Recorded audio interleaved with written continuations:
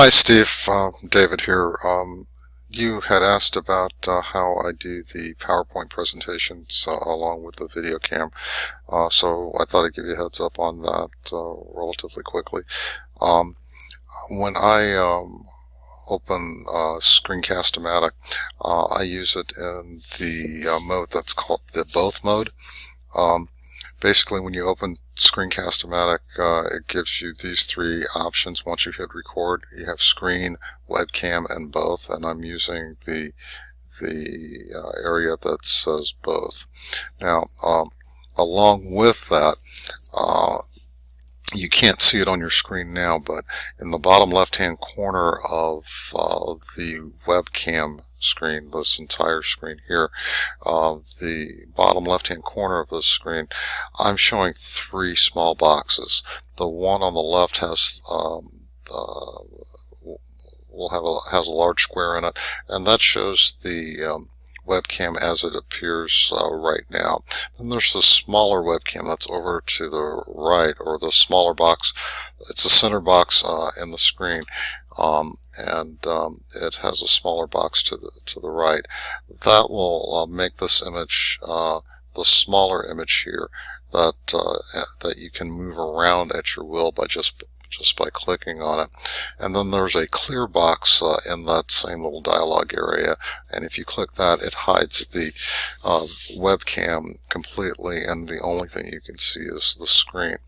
So what I've been using primarily is that center one, and I've been using it to use the smaller box so that my face appears on the screen with whatever I'm using on the screen right now. So like right now I've got the Snagit editor up so that I could show you this dialog box. I'm going to go ahead and close that and bring up my PowerPoint.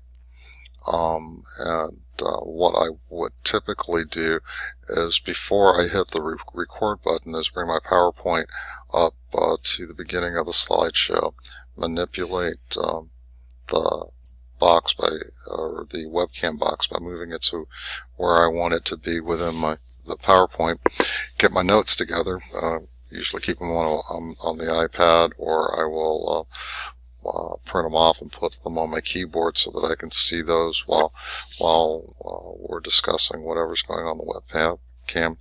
Hit record, and then start clicking through the PowerPoint. And if the webcam is in a place where it's obscuring, I can always move that box over just by clicking on it and dragging it to a different spot. And again, just going through the PowerPoint just like I would if it were a live presentation. So that's literally how I'm doing this. It's pretty straightforward.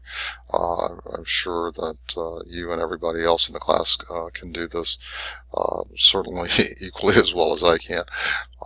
You guys all have this. So you asked what I was doing. That's what I'm doing. As I said, pretty straightforward. If you like to talk about it a little further at class, let me know. Thanks for the response, Steve. We appreciate it. Have a great night.